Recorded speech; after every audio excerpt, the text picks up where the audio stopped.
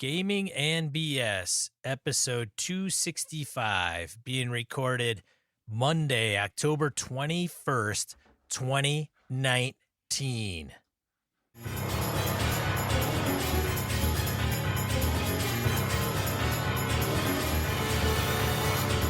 Welcome to Gaming and BS, a tabletop RPG podcast. I'm Sean. I'm Brett. Welcome to the show, folks. Welcome back. Glad to have everybody on board.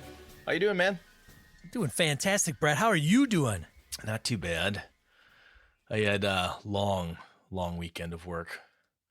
Oh, another data center move. Yeah, third one this year. Oh, This hey. calendar year. Yeah. I never want to do that again. Ever? No, I've moved enough data centers now.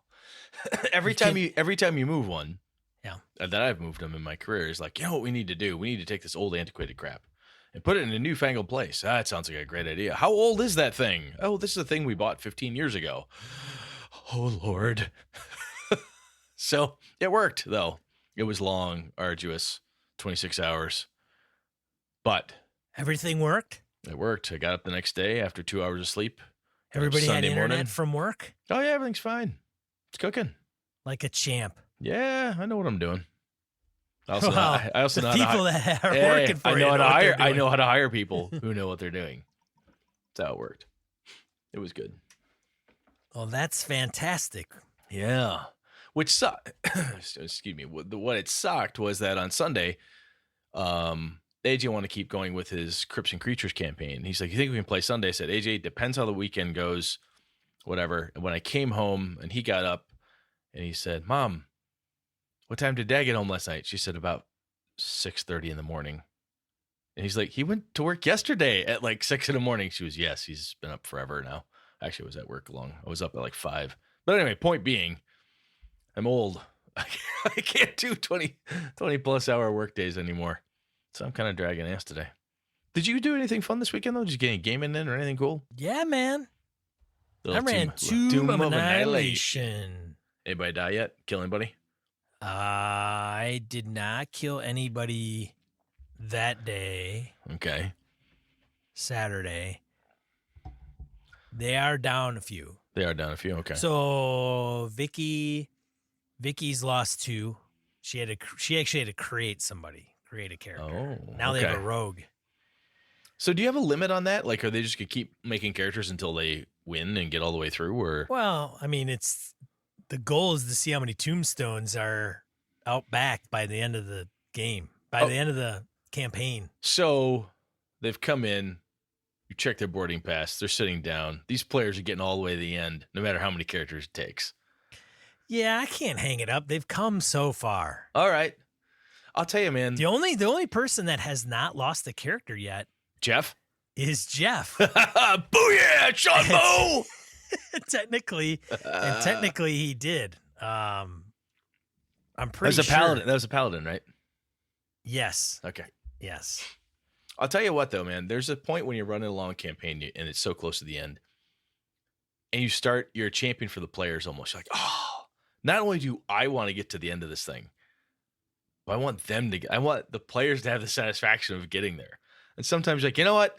Make another character. Come on, let's keep it rolling. Let's keep it rolling. Keep it going. Because sometimes it's not always fun to just, well, you died, fold the module up, walk away.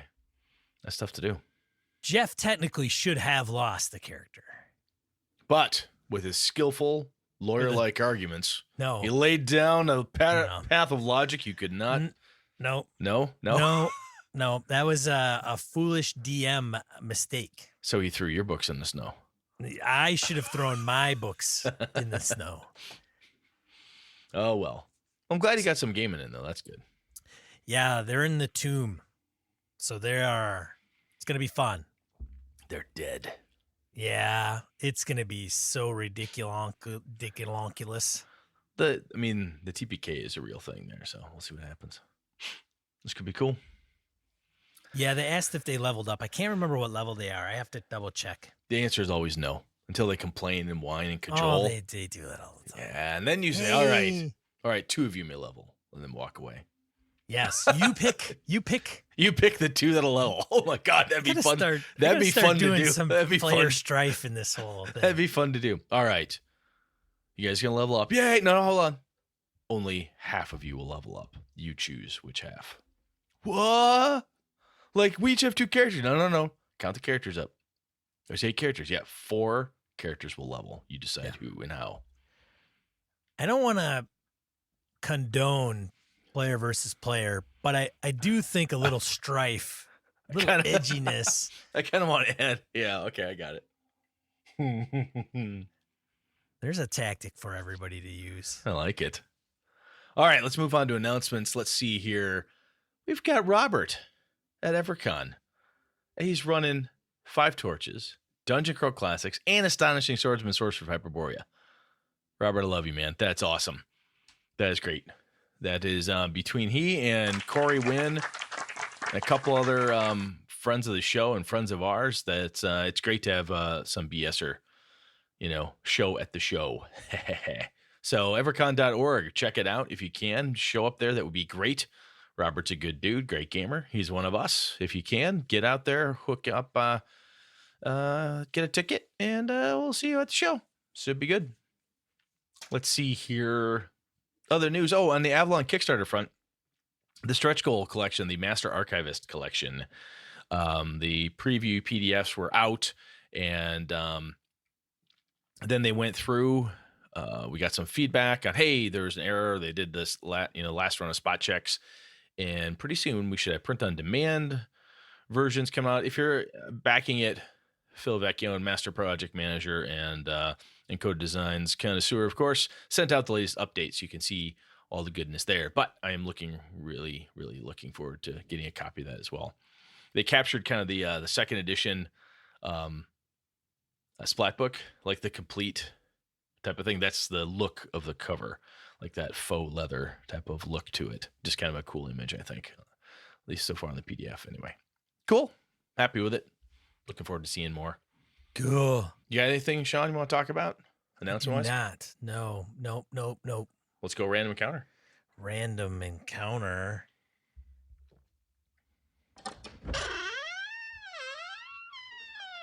Starting off random encounter with an audio sent in from Goblin's Henchman on Suboptimal Play. Take it away, GH. Hi Sean, hi Brett, it's Goblin's Henchman here. I thought I'd just chime in about the episode about suboptimal gaming, and to some extent I have a bit of an issue with that term because what do you mean by that? Or rather, what does one mean by that? So if your objective is to win at D&D, like Chevy Chase's character in The Community, then taking a certain choice may be deemed suboptimal.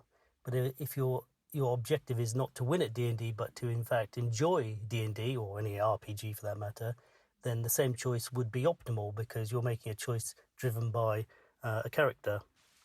And I'd probably argue that in terms of metagaming, suboptimal play, as we're going to call it, is actually very rarely a meta choice, because what you're usually doing is you're not saying, how can I attract a disadvantage, therefore my character will do something stupid. What you're often doing is saying, what does my character want to do? And then make a choice, even though that may be, in quotes, suboptimal. Whereas true metagaming is often the opposite. A player will figure out what the advantage is and then make a choice for their player. So, for example, the character may never have seen a piercer before, but their PC decides to walk around the stalactites, even though it wouldn't naturally occur to them because they would just see it as a cave formation. So there you go. You've got sort of a choice being made based on what the player knows, whereas the suboptimal player is often the opposite. It's what the character knows. Okay, cheers, fellas. Have a good one. Cheerio. Bye. Good stuff. Yeah.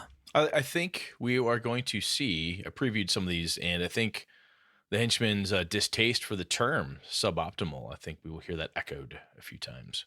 Matter of fact, Harrigan comes up next, and he says, suboptimal play, black.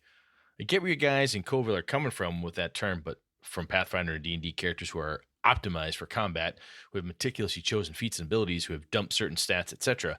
What you discussed in the episode really was actually optimal play to me. I mean, you were just describing people like Sean, role-playing people who care about their character motivations, about the story, about doing interesting things more than just winning tabletop minis games. Yeah. Anyway, let's maybe come up with a better term, such as non-tactical play or not playing like an asshat. I like that one. Second item. Brett mentioned PCs who have dad's two-handed sword or mom's +1 ring of protection. As a side joke, if she's your mom, the protection didn't work. Just saying. Oh, hey, hey-o. Come on, Gus, get in there. Hey, All right. Anyway, I have an idea on this front because I've currently got a 5e character faced with this. She uses her mom's sword, and it's incredibly important to her. She won't stop using it for nothing. I can tell some better weapons are coming her way. So what about this idea? When a character finds a +1 weapon, allow them to impart that bonus to their signature weapon if they like. It can simply represent the PC coming to know the weapon better, gaining skill and faith in it, comprehending its magical nature, etc. I'm going to pitch this idea to my GM, but he'll probably tell me to blow smoke and stop playing suboptimally. Cheers, lads. Harrigan. Harrigan, we did an episode a while back on different magic items and stuff, and I cannot recall who said it, but Earth Dawn has a mechanic in it where, I hate the term unlocked, but it's become part of our parlance here, but where a magical weapon unlocks as you level, you kind of gain more with it. So I think that's what you're going for, is that type of thing where you're like, hey, this is the weapon, the primary focus type of thing, going from +1 perhaps to +2 or gaining other powers, unlocking that extra potential in the weapon and through yourself as your character. So it's not unheard of. Apparently Earth Dawn does it, and I think a few other people mentioned some other pieces, but it's out there, and man, I wish you luck with that too. I think that'd be really cool, a cool thing to do with that weapon. And I agree, the term suboptimal may be suboptimal. There might be a better. All right, I'm going to back off and let Sean read the next one. Matt V comments on suboptimal play. I think for once you guys were way off the mark here. Unless what? What's that? Oh. Unless I misunderstood some points. Well, we'll see, Matt. We'll see. First, while mostly a semantics issue, I think much of what you described was not suboptimal play. I actually think, if anything, it'd be classified as optimal play. So I see where they're going with this. Yes. You're not playing correctly, but you, like we phrased it as you're not playing correctly, but when you play with the role, you are optimally playing. It's how you're looking at it, right? Yeah. Do you care about that more than you care about being able to do maximum damage with a long spear? Right. You know, what is optimal to you, I think is a good way to put this. And I like the fact that this is coming out. If you had a disadvantage and you played to that disadvantage, you would be playing the way you should be. Yes. By some people's standards. Correct. Yes. All right. Sacrificing your character when you may not have to, charging characters you shouldn't, running at the monster with lit dynamite, etc. is good role-playing, i.e. good play. We are playing a role-playing game, not a board game or tactical minis game, with a goal to make a compelling, collaborative story, arguably. Suboptimal tactics, sure, but choosing RP over tactics, especially when it may result in a character death and or may not be necessary, is anything but suboptimal play, in my opinion, of course. Yep, bite. Yes. No, I like the fact that Matt, much like Harrigan and Henchman, are saying, you know, this is their opinion, this is how they are seeing it, because I can guarantee you somebody out there is saying, no. Optimal play is this other thing. Yeah. So it's an interesting way to what the word connotates to each individual person. Carry on, sir. Second, I don't think playing tactically is metagamey. Theoretically, your character has some understanding of how the world he lives in works. I don't know about current editions, but back in 3E, if you were at a first level character with a non-NPC class, you are more experienced than about 80% of the world's population.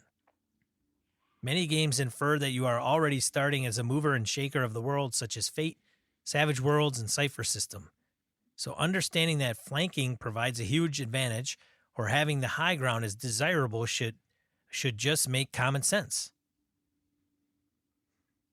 Could. Yeah, I could see that. Sure.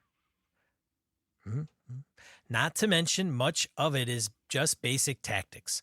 Even when I was a kid, I had 3 friends who loved to fight, and if they initiated the fight, they made sure to control the flanks.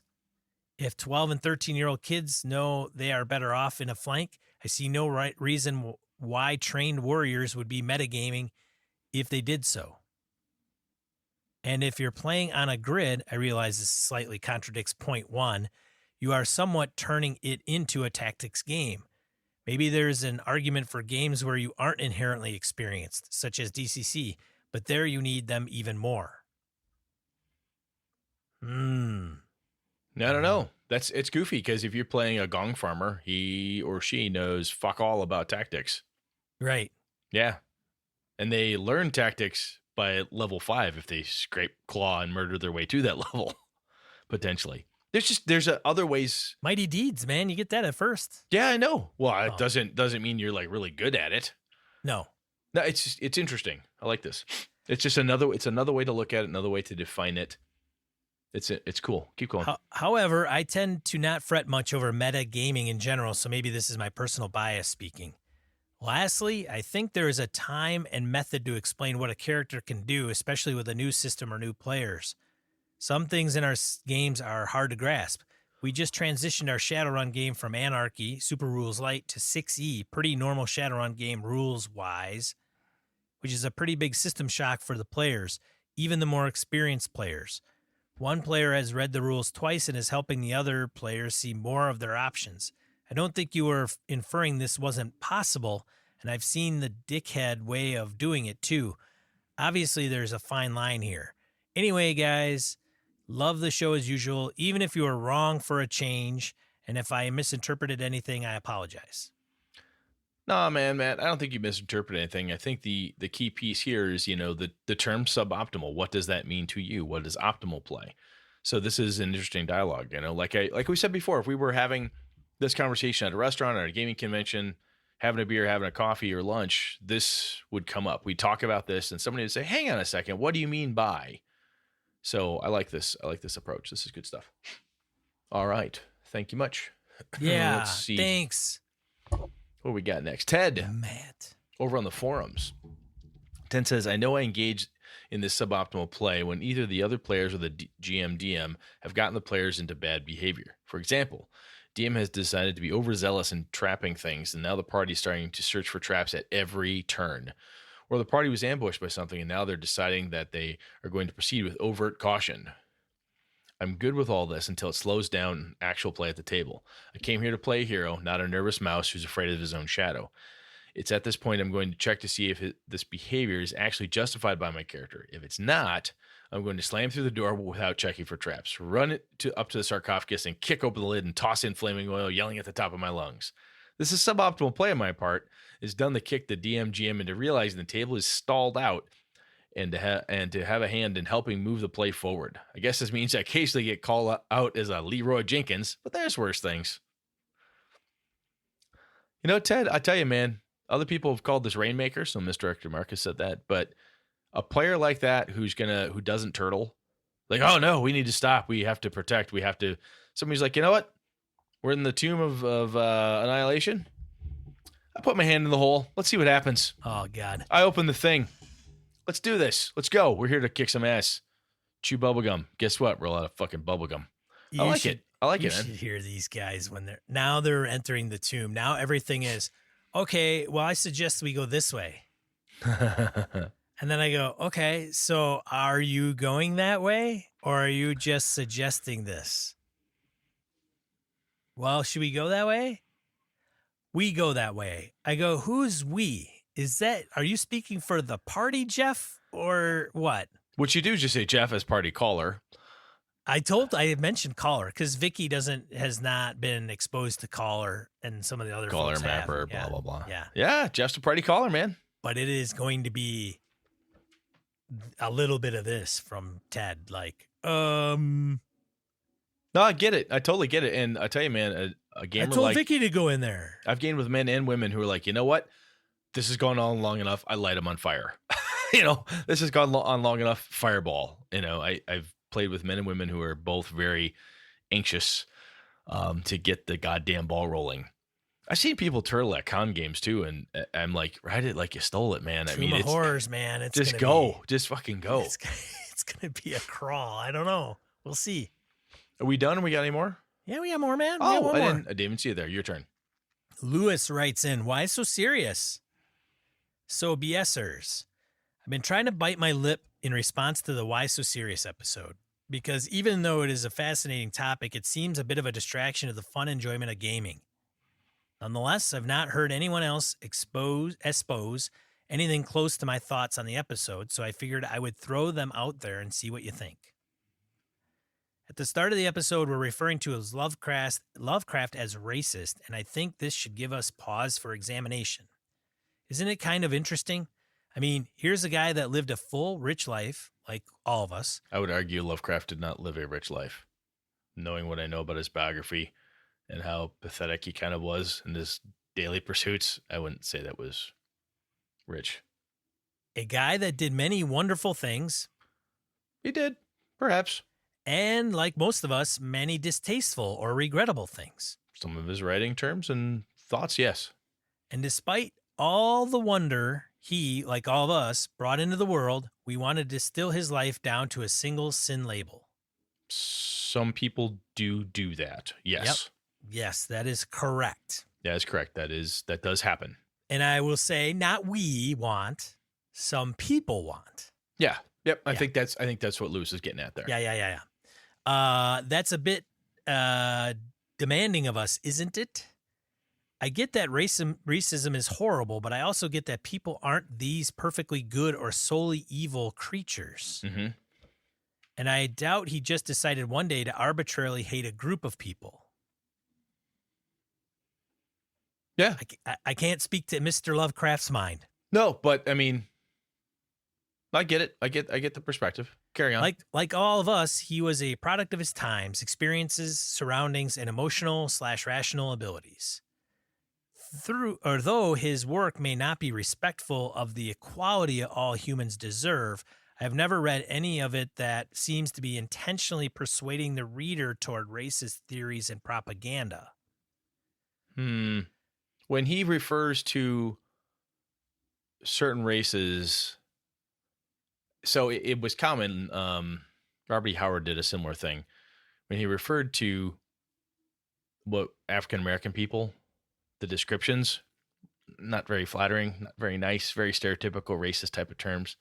Lovecraft tended to use terms that I easily glossed over, being white middle class guy. I'm like, oh, blah, blah, blah, blah, blah, blah, blah.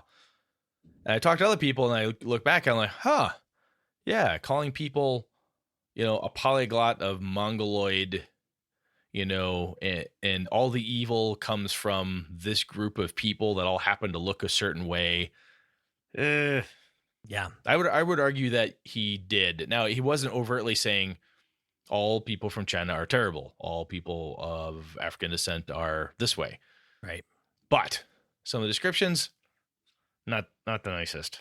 Yeah, Carry that in my opinion, I think that's a bit of a choice. Yeah. Right? Like if you're writing something and you're describing something, you're putting some thought of something into it, whether that is a biased thought or not. Yep. Kind of, maybe. And sometimes you can read a thing and not, I'm going to say get it and put that in quotes, because you read a thing and go, I didn't read it that way. And somebody else reads this thing and goes, no, that's totally overtly X. Right. I mean, I was an English major in college. I studied tons of literature, and you'd read something and think, oh, this is obviously a poem about X. I'm like, I didn't fucking read that at all. Where the hell did you get that from? Right. I think the important thing from this, and, Lewis is saying, it's question it, look at it, think about it. Anyway, keep going. I think a big part of our current divisive American culture is that we want to crucify everybody for anything they do wrong, especially if it is currently popular to hate a person for that flaw/choice/belief/lifestyle. And when we shun these peoples and the gifts they have, what does it do? Does it convert them to our beliefs? Does it make them change their ways? Does it encourage others not to do what they did? Or does it just spread hate and division? Aren't we more likely to have an impact on someone we are interacting with? Let me rephrase that. Aren't we encouraging others not to do what they did, or does it just spread the hate and division? Aren't we more likely to have an impact on someone we are interacting with? Mm-hmm. So long as an artist's work isn't about intentionally spreading an evil, how does me supporting it or not supporting it have any bearing on their point of view or agenda? This is it, no, it's a big question, and this is one that I think when Jeff Grode wrote in and we use that kind of as the kickstart for the topic. I mean, it's thinking about it and how you choose to answer that question or those questions that Lewis is putting out there. It's your choice. That's your answer. Yeah, it's your answer. I'm not going to tell you I'm not you, man. Nope. Can't. And so continues. Is the idea that by not supporting the cool stuff they do, I will cause their gifts to be wasted, them to be penniless, and eventually they will be starved out and die? Who's evil now? I don't know, but to me, we have to embrace one another at any point we can, flaws and all, whether we see eye to eye ideologically or not, if we want a better world, and if we want to really affect one another's perception of truth. I think that there's limits and things that everybody has of what they're willing to. Everybody has limits and different morality and how they want to look at things and so on. Try to touch on in the episode, but these are good questions, and I think they're a thing. When Lewis is bringing this up, I'm reading this as saying, "Hey, think about this stuff." Right. Are you critical thinker? Yeah, be a critical thinker. Don't just go, well, I've decided that this, so therefore I've decided X, therefore Y. Right. Think critically about what it is you're doing, impact, and all that stuff. If at the end you're like, hey, look, I'm justified because I have thought critically, I've done this thing, good for you. I don't know. I say good for you flippantly, but I'd rather have you doing something from a point of intelligence than a knee-jerk reaction, I guess. Or just something kind of ridiculous. Yeah. I woke up this morning and read something on the internet, therefore it's true. Oh, yeah. How many times have we seen that? Flat earthers. Hello. or whatever. Insert somewhat shallow thinking here. Yes. On a lighter note, the coolest D&D character sheet I have ever seen is for free on DriveThru from Necrotic Gnome Studios. It is called the Old School Essentials Underground Character Sheet. Check it out. It is fantastically fun. Finally, do you guys do any special gaming around Halloween? I know myself included, many gamers do a special Halloween time game session. If so, what are some of your better Halloween game runs? I used to, back in the day when I was running Vampire, I used to have a Halloween game special. What we would do would be huge culmination and wrap up of a piece of the story. And that was, again, back in the day when I was doing that, we would play a regular Saturday games, and this would be an all-day event. Food, cooking, drinks, basically a big gaming party. It was a huge, damn near mini LARP at the time. We showed up in costume, we had a good time, dressed as character. It was a great time. Now, no, not so much. I think in part because a lot of us have kids, in my gaming group anyway, and usually around Halloween, we're off doing stuff with the kids or the family and whatnot. This Halloween, I'll be at GameHoleCon with my wife and kids, so. Sean, I do not have a special Halloween game. It always sneaks up on me. It just passes right by me. Have I thought about wanting to do that? Of course. I just have not. So it is probably for me due to lack of consciously planning it. And it's kind of one of those things. Are you doing a one shot or, you know what I'm saying? Yeah. If you're going to do a one shot and you're in the middle of a campaign, sometimes your crew will be like, whoa, we're gaming.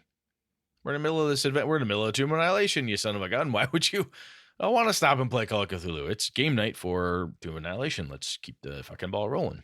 Right. Cool. Yeah. So thanks for writing in, Lewis. Yeah, man. Let's get into the main topic, Brett. Let's jump.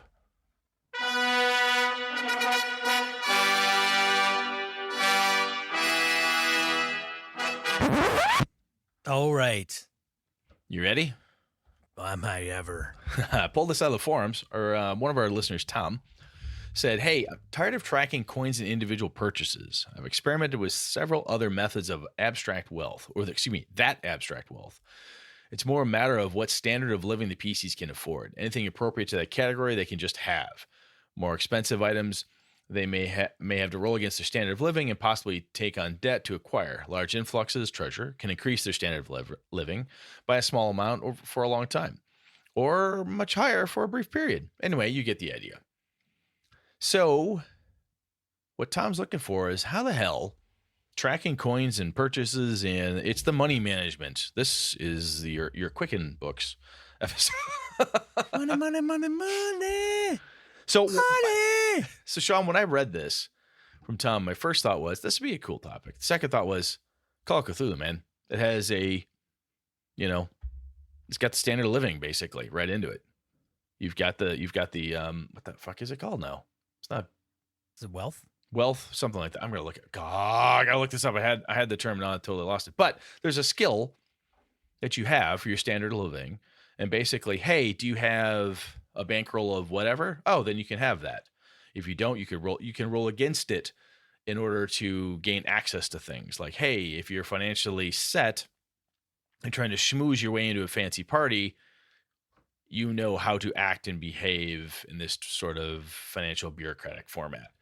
So I've never tracked cash in like a Call of Cthulhu or even a Delta Green game. A lot of it comes down to that skill. I'm going to look that up right now. Sean, when you think about this, do you do you like to do the bean counting, or how do you go about it?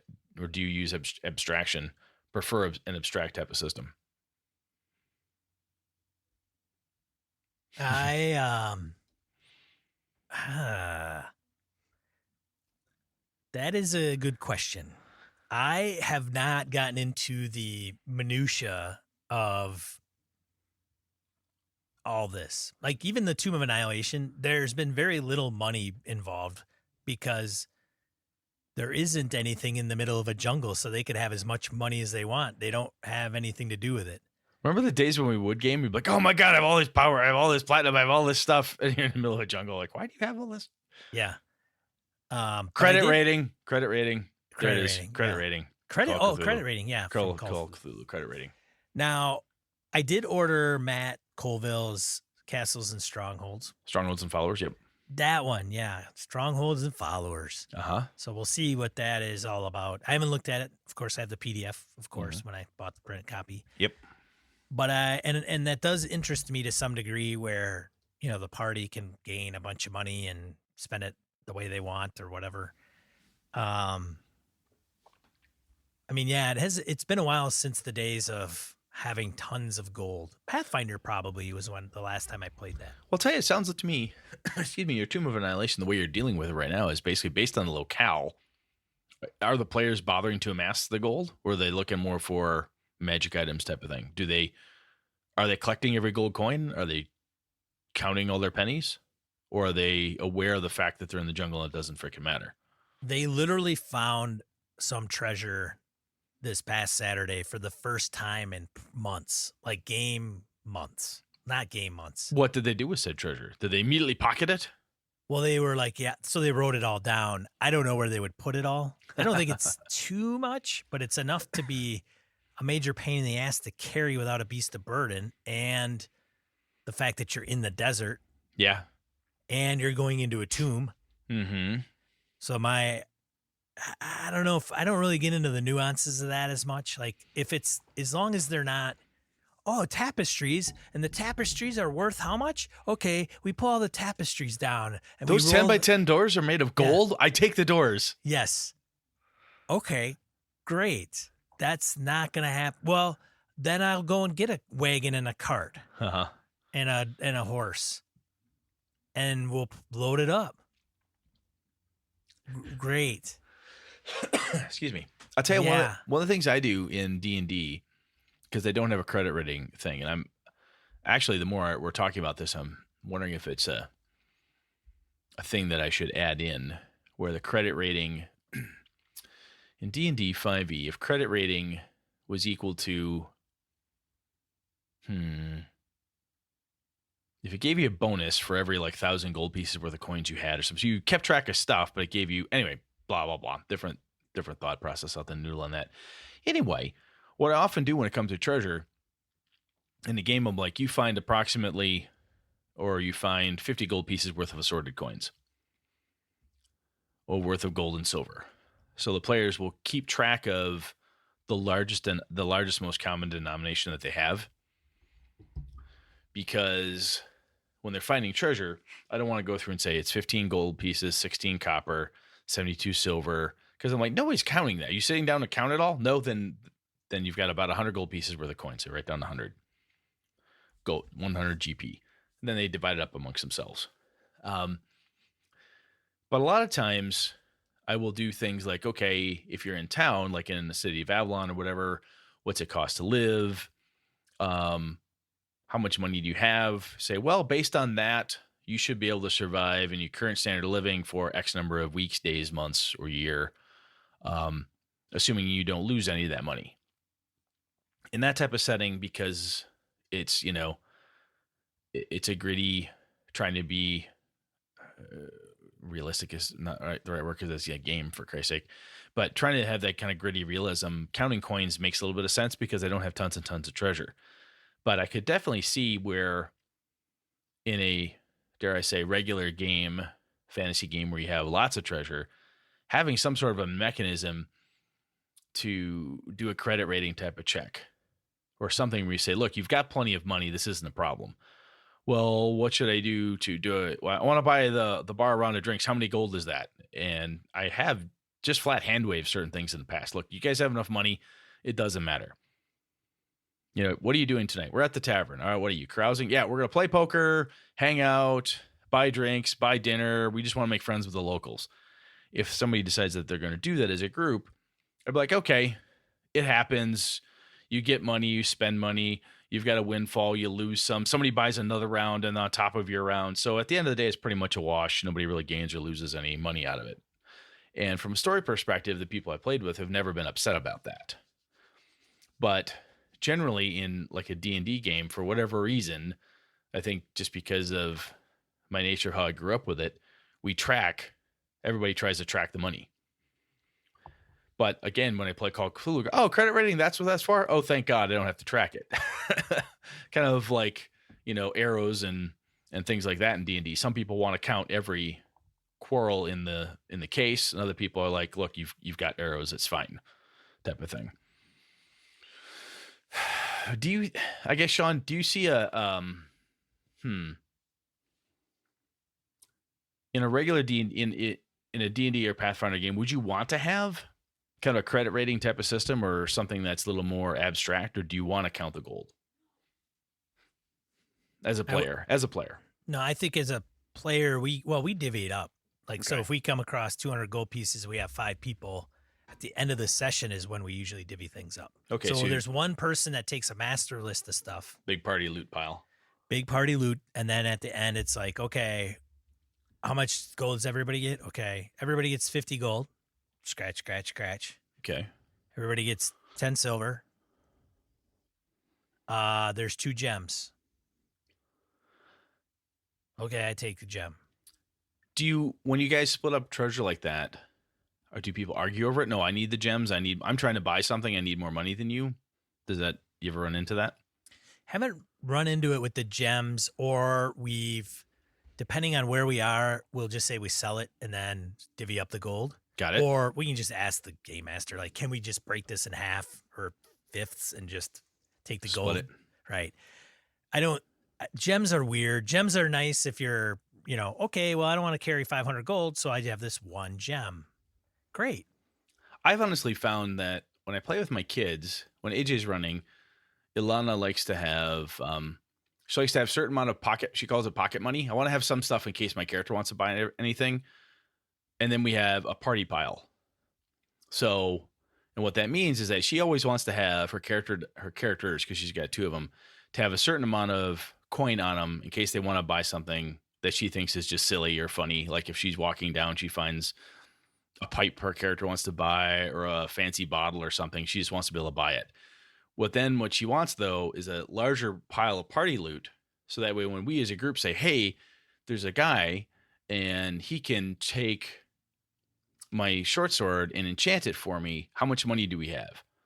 Well, we've got 1,500 gold. It costs 2,000. She goes, okay, I've got 50 over here. How much do you have? Okay, then we dig into our personal stash and hand it out. But otherwise, a lot of times, even with some of the other groups I've played D&D with over the years, kind of a party treasure is fine because people are totally cool with it's all for one and one for all when it comes to money. And they've said, hey, how much money do you have? Well, how much do we have as a total? We got 1,000 gold pieces. Good, because we need to buy this, this, this, and this. We just split the difference. I have found over the years, though, that if you have mildly antagonistic group, not necessarily PvP, but if you have a group that is, I want to amass a specific amount of money to do a certain thing, like buy a tavern or buy a scroll or whatever it is, then the wizard is, gathering all of their gold pieces to themselves and don't want to share it with anybody because they need that in order to make their manual golems work or whatever the hell they happen to have. So I think certain games, depending what you're trying to do, if it's for personal gain, people like to watch the coin pile go up, Scrooge McDuck style. They want to watch that thing grow so they can buy the thing that they really, really want. Does that make sense? Yeah, it does. And with downtime in 5e, and some of the things that you can do, I'm fine with that. There is a style of game where you decide whether you want to go that route or not. My style would be to, okay, here's the treasure, whatever they get, you deal with it the way you want. Yeah. I'm not gonna sit here and go, like you said, Brad, as long as they're not prying gold doors off of hinges, you could give a shit. I could give a shit. You want to put in, 1,000 gold pieces and they weigh a ton and they're all in one sack. Hey, all right, fine. You get it back somehow, one way or another. You stash it in a hole in the ground. And when you're done with the adventure, you go back to your stash regardless. Now, there are some approaches to, you give characters magic items, you give characters gold, and the point is to take that away from them over time. Yes. So that actually brings me to a good example I had back in my White Wolf days.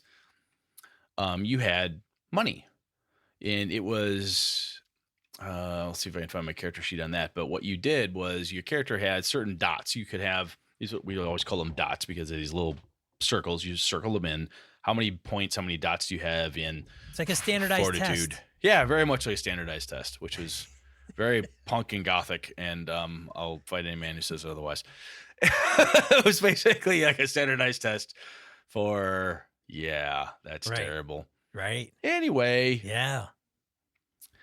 What people would do is we'd spend money for all this cash, and they'd want to be able to have it because then you would roll dice utilizing that, where it would say, hey, at this level, much like in Call of Cthulhu, if you have 5 points, you have billions and billions of dollars. Very little you can't buy. 3 points you could buy up to X.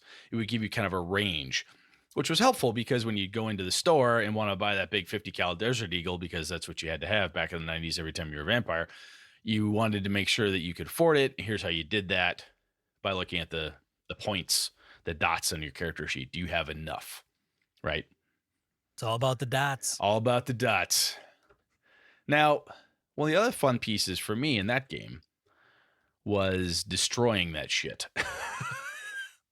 So players would put points into things. I think I've told this story before. We had a guy named Gary who was playing with us for a while. Gary! And he built this vampire monster. It was just fame and fortune and cash and more cash and lots of money. So I just started to take away all this. The bad guys come in and they start destroying all this stuff. He's like, I just lost 4 points in this. Oh my God. And Alpha looks up at him sagely and says, you spent points on things Brett can take away? Rookie mistake. It was back to his character sheet. Because it became very, in that system, I couldn't take away your coin, right? Like in D&D or an Avalon game. You couldn't get broken into. You couldn't be pickpocketed or whatever it was. When the bad guy would hack your bank account, would destroy your casino that you owned, your resources would just plummet. Like, shit. So I use resources kind of almost like a thermometer. You could be really high and do really well because you had something or other. Hey, that gives you resources of 4. Holy crap, I can buy whatever I want. Yep. Then bam, something would happen. It would drop you down to a 2 or a 1 or back and forth. So even with something like that, a resource pool, having it fluctuate gave the characters a feeling that they don't always have this money. If they fuck something up or somebody wants to, they can kick you right in the pocketbook and they can really take it to you. Because I would have people do things where in Vampire, of course, the fun part would be you'd foreclose when their resource pool would drop enough, you start foreclosing on their properties. Then the city bought the property, and no player characters ever paid attention to this. The city decided to fucking bulldoze it and put a parking lot on top of your house while you're sleeping in the basement in daytime, because that's when construction workers work, and you're a goddamn vampire. Oh yeah, that was great. That was good stuff. Oh yeah, wake up to the sound of bulldozers and sunlight. Oh, that is great money there, Brett. That was good stuff. But a resource pool like that, I think, in a D&D type of setting, Tom's talking about here is having a standard of living pool or some kind of a way to measure it where it can ebb and flow and have that impact. In Call of Cthulhu, if you have a credit rating of 85, you roll under your credit rating to buy things, to, again, schmooze your way in. It's got a lot of different tweaks and things that you can get for it. And I think if you want to make in a D&D world, this is where I was kind of building something on the fly, is if you look at it and say, I think I can create a pool or something where they have number of points or a set volume that allows them to do something, but it's got to have ebb and flow, right? In some way. And that's why I think I've not had a chance to read through all of Strongholds and Followers. I need to crack that book back open. I started reading it, then got distracted. But I'd like to see how Matt Colville's stuff, how they track the money. Is it penny by penny, 5 copper by 5 copper? That is actually, I swear to God, that's one of the things that stopped my friends and I in the old school days from wanting to deal with fortresses and followers and stuff, because our DMs are always, if it said 500 gold, you didn't have 500 gold, you couldn't buy it, right? Didn't matter how much land or property you had. And they say, well, you get 15 copper from these peasants and 16 silver from these peasants. Oh, motherfucker. And you needed a spreadsheet to figure all this crap out. There were no spreadsheets back in that day, at least not electronically. So it was just a son of a gun to do that. So I'm wondering, I haven't read it yet, so I've got to punch through it and see if he's got some good ideas in it. But well, and there's two things at play too. One is influence. So the more money you have and more wealth you have, the more influence you can have. Yeah, that's like the credit rating thing from Call of Cthulhu. Yeah, influence is a good way to look at it. Thank you. I appreciate that. That's what I think is the difference between the two. Is you've got one scenario where your player character may need influence, therefore you're the face person and you're going to, you've got sway because you've got some money and resources, but you don't have to pay out the physical gold. And then you have the approach where it's like, all right, you're at the bar, that's a gold piece or a couple of coppers. Well, I don't have any money.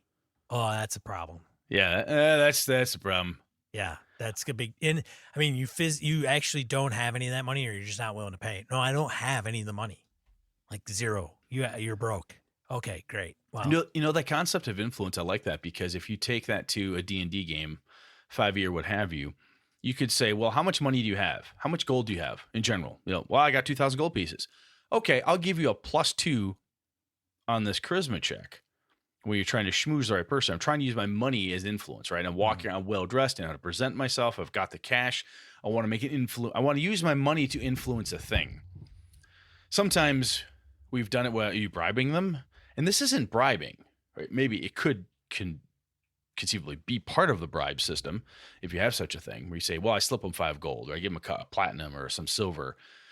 But this is it's almost like the promise of a bribe, or like that. Do you have any idea who I am? It's a Lannister thing. Yeah, it's like I have the reputation of having the money. I have money, and I have lots of it. And if you do me this favor, I will owe you a favor. And favors for me usually come in little leather bags full of coins, chink, chink, chink, that type of thing.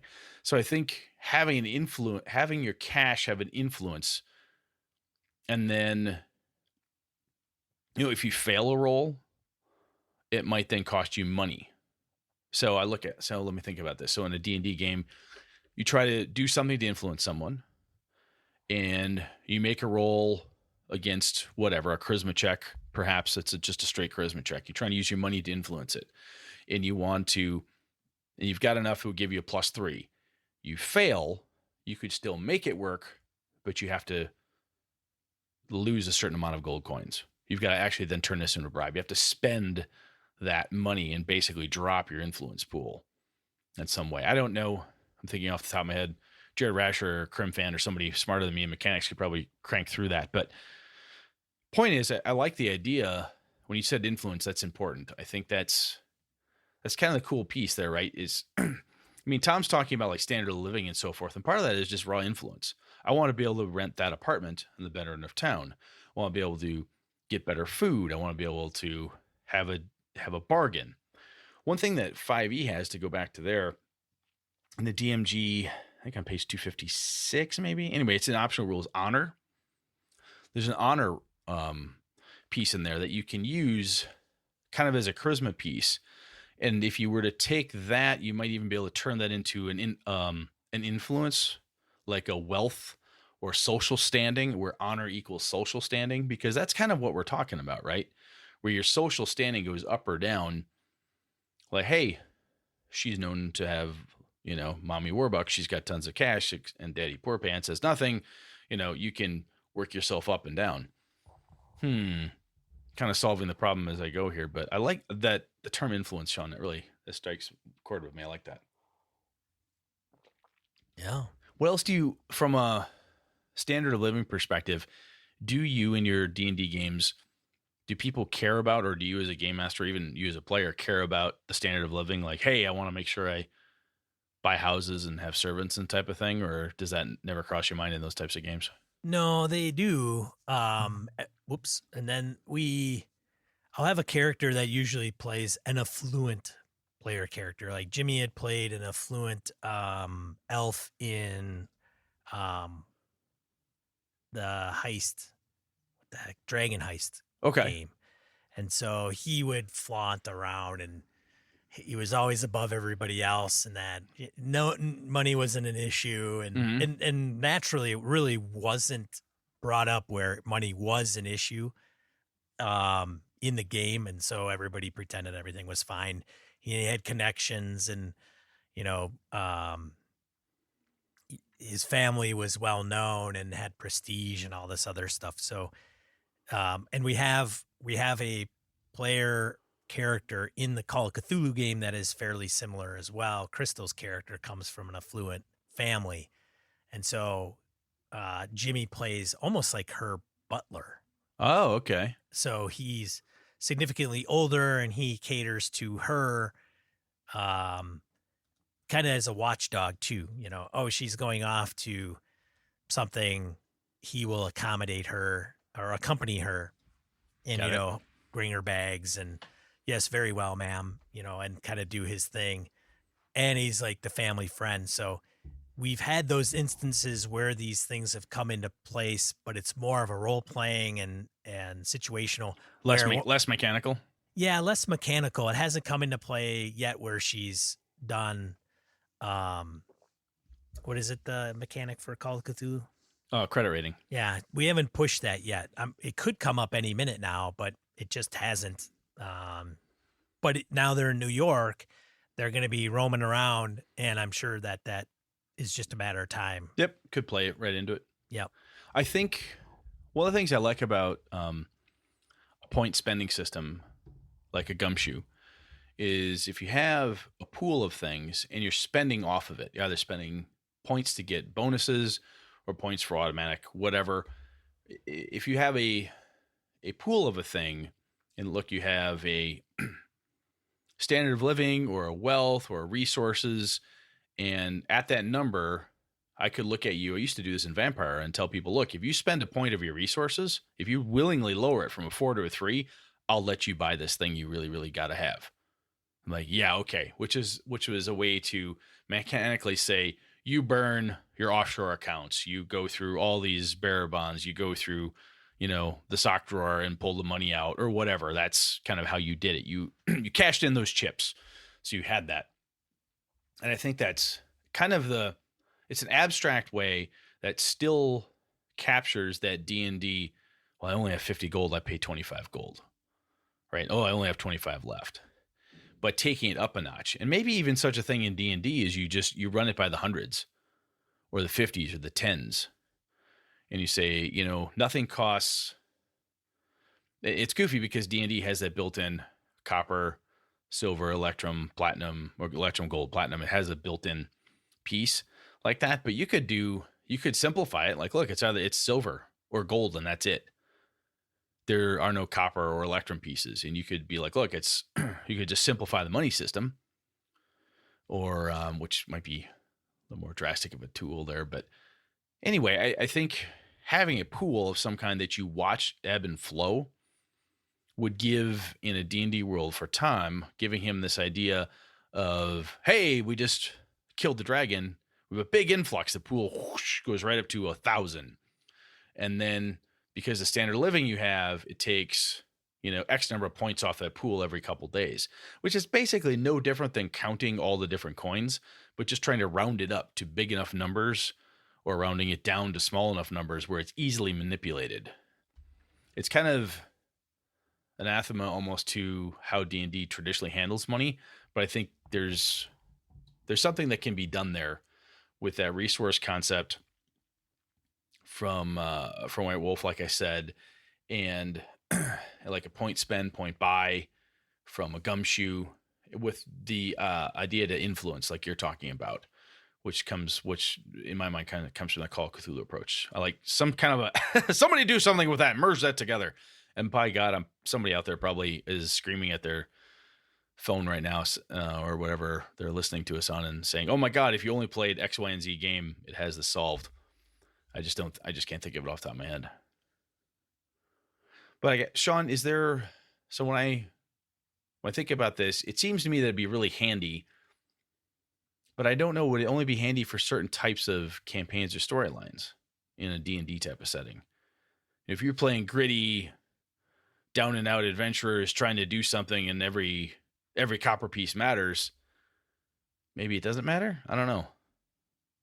Well, again, it goes back to the type of game you want to run and want to play and want to convey. Yeah. So if you want it gritty, if you want to play Svyander and, you don't have any money and you're adventuring and you don't know where your next meal is, and in order to get that, you have to do X, Y, and Z. Well, that could be the focus of the entire game.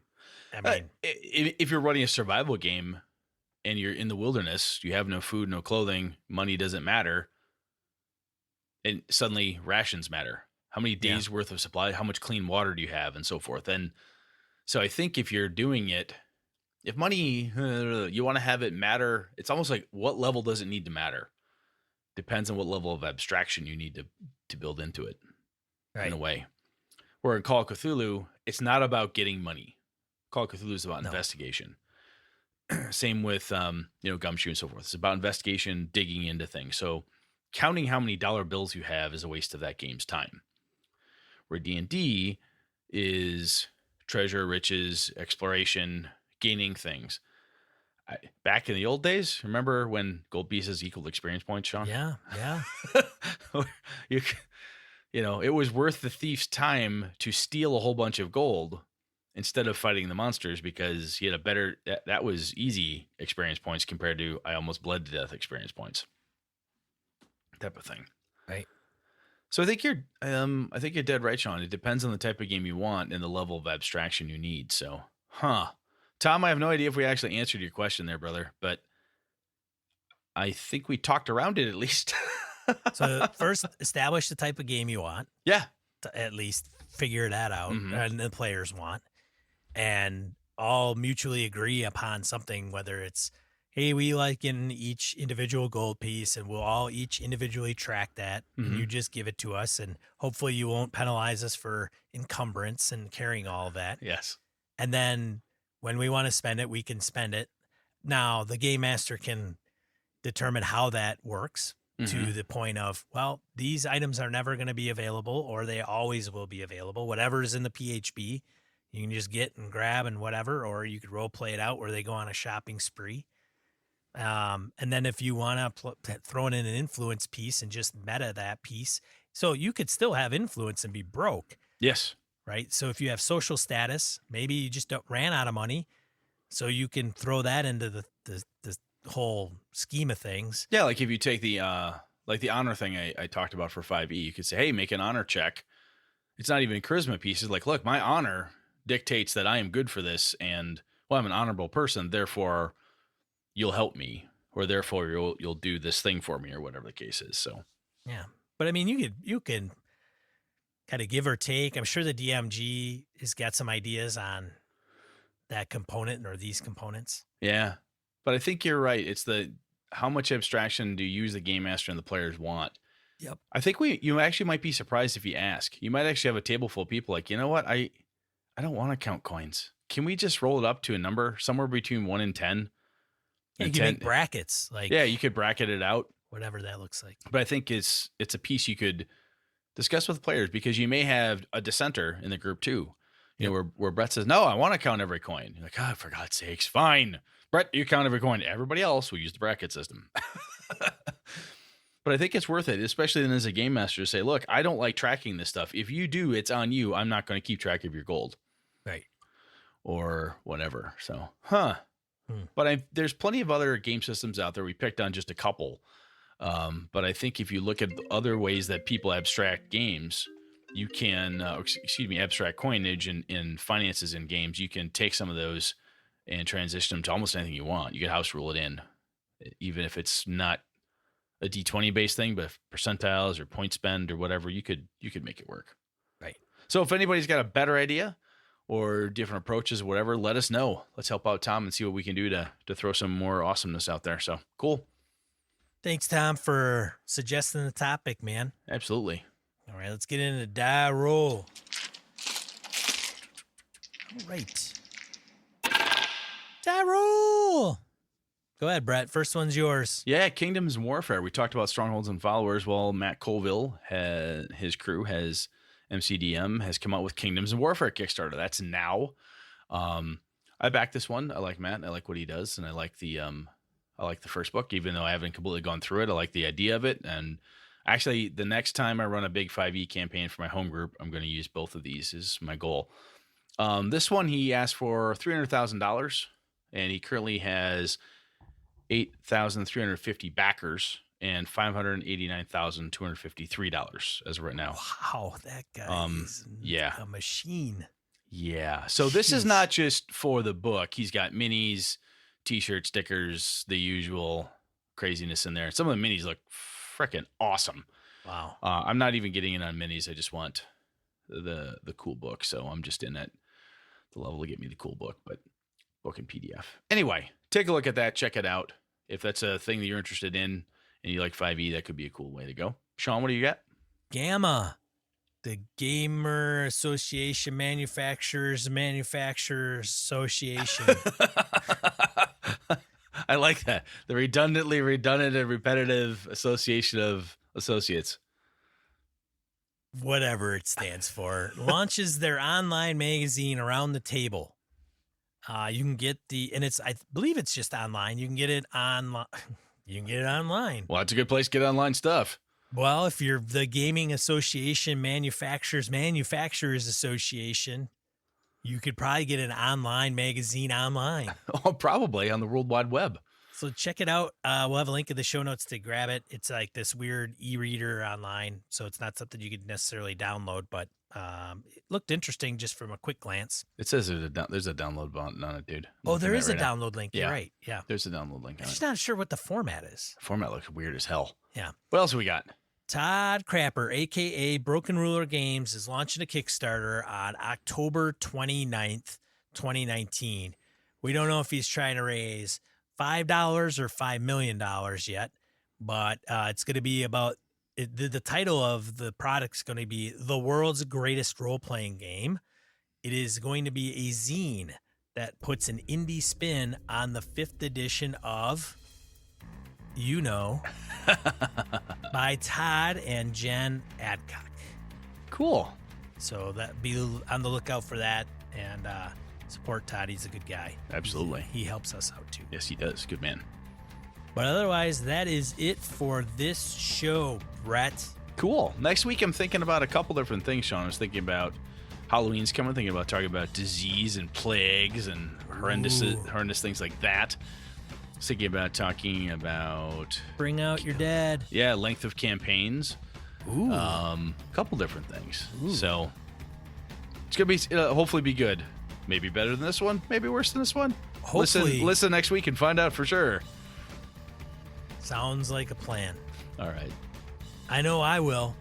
I'll be here. I hope you are. Because without you, Sean, there's no goddamn show. I'll tell you that. Oh, man. All right. The pressure is on. Yes. All right. Thanks for tuning in, everybody. I'm Sean. And I'm Brett. Good night and good game and all. This episode of Gaming and BS brought to you with the help from the following BSers.